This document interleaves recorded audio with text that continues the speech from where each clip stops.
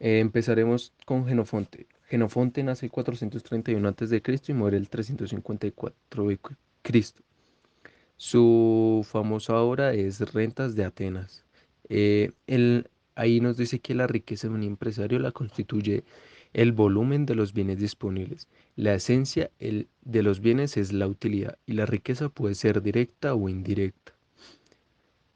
Luego seguimos. Bueno, finalmente la economía del Estado debe fomentar la agricultura, el comercio y la industria asegurando las ganancias para el Estado.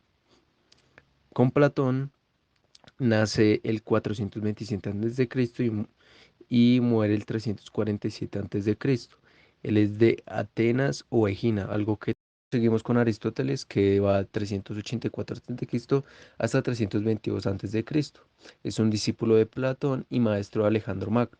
Su famosa obra es La política y la ética.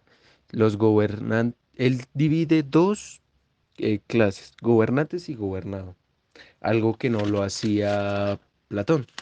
Platón, si recordamos, él decía que eran los artesanos y labradores, guerreros y guardianes, y gobernantes y filósofos.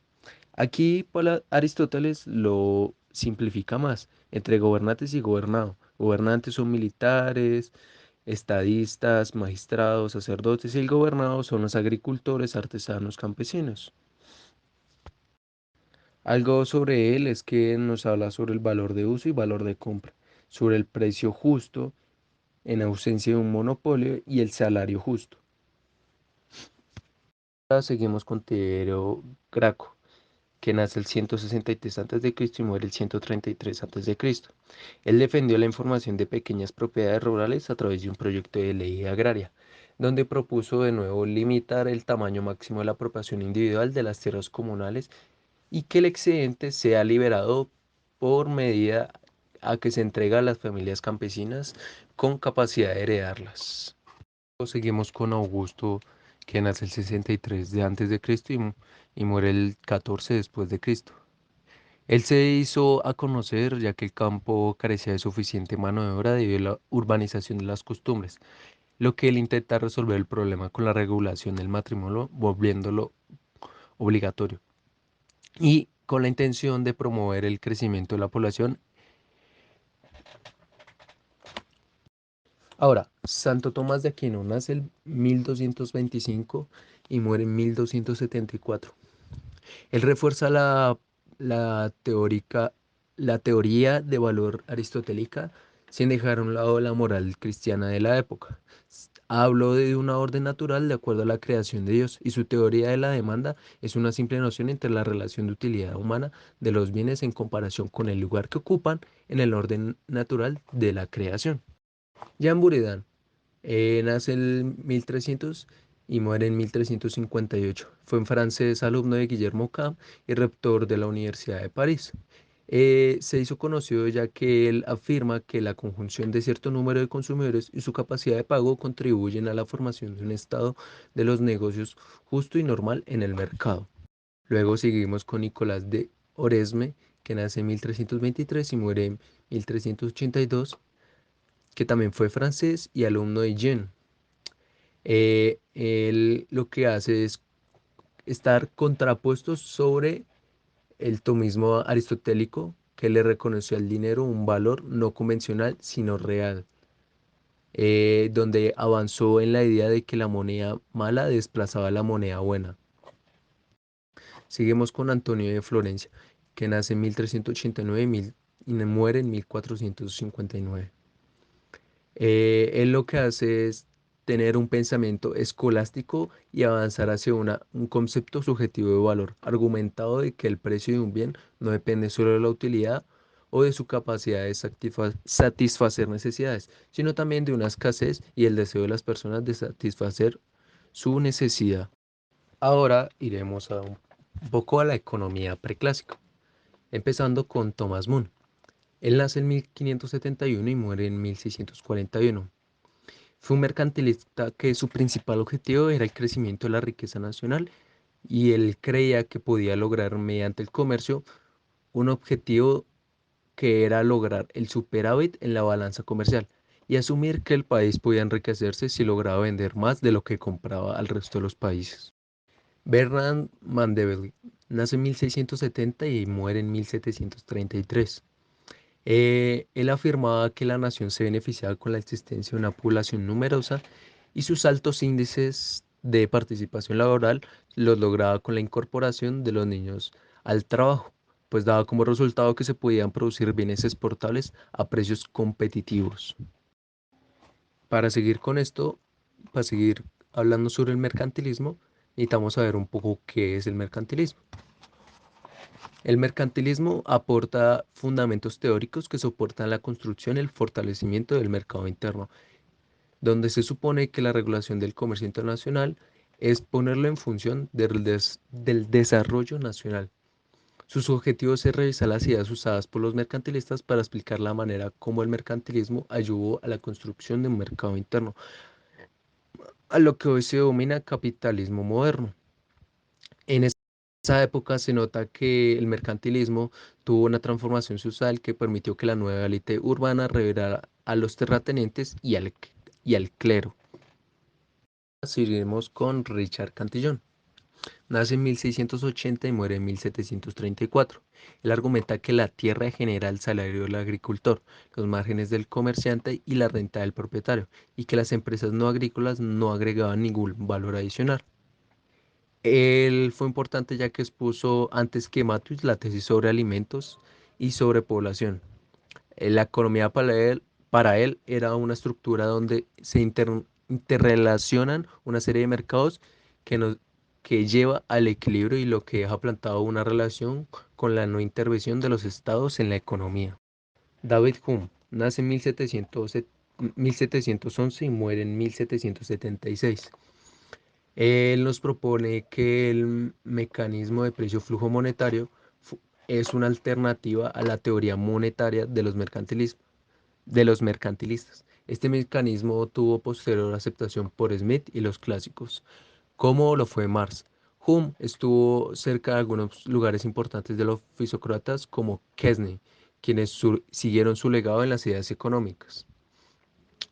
Para Hume hizo por primera vez una distinción aguda entre lo que es y lo que debería ser, es decir, entre las afirmaciones positivas y las normativas, distinción que posteriormente se volvería fundamental para el estudio de las ciencias sociales. Ahora seguimos hablando de la fisiocracia. La fisiocracia empieza en 1750 y finaliza en 1780. Su líder principalmente era Francois Quesnay. Fue un líder intelectual y sus ideas eran aceptadas por sus camaradas fisócratas, pero que, pero ¿qué hizo? Desarrolló un pensamiento económico universal enfatizando reacciones contrarias a las condiciones de la época en Francia, donde una de sus leyes era la de orden natural, que el derecho natural de cada hombre se extendía a medida que se cumplía la observación de las mejores leyes posibles y que el orden era más ventajoso sobre los hombres reunidos en una sociedad. Em, Algo que no mencioné es que la fisiocracia sigue siendo economía clásica, solo que va un poquito después sobre lo que ahora hablaremos, que es la economía clásica. Y empezaremos con Adam Smith, que es el padre de la economía. Él nace en 1723 y muere en 1790. Em, Se considera también porque habla sobre la mano invisible, en donde afirma en sus condiciones de equilibrio que la producción permite ofrecer aquellas mercancías que demandan los consumidores, los métodos productivos son más eficientes y las mercancías se venden al precio más bajo posible. Eh, También siguiendo con eso, hablando sobre al respecto del salario y la naturaleza de empleo, que dice, se divide en 5 aspectos. El primer aspecto es que los salarios se fijan en proporción inversa al logro del empleo. Los salarios varían en proporción directa al costo del aprendizaje. Tercero, los salarios varían en proporción inversa a la calidad del empleo. Cuarto, los salarios varían en proporción directa a la confianza que debe depositarse en el empleado. Y quinto, los salarios varían en proporción inversa a la probabilidad de éxito. También Smith definía que la renta como el precio que se paga por el uso de la tierra. Esa renta se constituye a partir de un acuerdo entre propietario y arrendatario y la veía como un rendimiento monopolístico. Jerry Bentham y John Stuart Mill. Em, Ellos son padre e hijo. Bentham nace en 1748 y muere en 1832. Es- y Mill nace en 1806 y muere en 1703.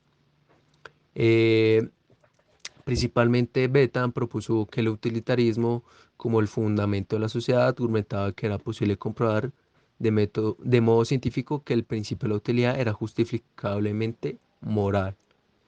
Él basaba su filosofía en que la única norma moral que se tiene en cuenta a la hora de tomar una decisión es la utilidad.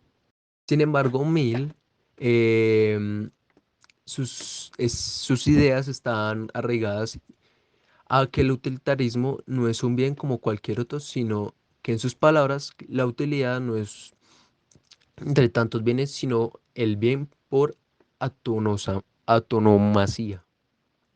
Mill creía que esto no era actitud egoísta ni que estuviera en contraposición con la moral, ya que él también afirmaba que lo había que buscar era la felicidad colectiva a través de la maximización del placer a toda la sociedad que sea posible. Em, Mill también decía que la felicidad estaba regada en cada ser humano, por eso la felicidad colectiva dependía del acercamiento de cada uno de los seres humanos a su estado ideal. Para Mill también la libertad era el punto neurálgico para la consecuencia del placer y el desarrollo humano. Ahora hablaremos de Tomás Malthus. Nace en 1766 y muere en 1834. Su tesis se resume en dos puntos. El primero es que la población crece más rápido que la producción de alimentos. El segundo es que cuando se aumenta la producción de alimentos por encima del crecimiento de la población, se estimula que la tasa está en crecimiento. El tercero, si la población aumenta muy por encima de la producción de alimentos, el crecimiento se frena debido al hambre y las enfermedades de las guerras. Su tesis propuso formas de asumir el control de natalidad y sus soluciones fueron extrañas y controvertidas. Y finalmente David Ricardo nace en 1772 y muere en 1823. Para Ricardo el precio normal o valor de una mercancía estaba determinado por la cantidad de trabajo necesario para producirlo. Así el valor de su mercancía aumentaba cuando aumentaba el trabajo necesario para fabricar y disminuir en caso que sea contrario.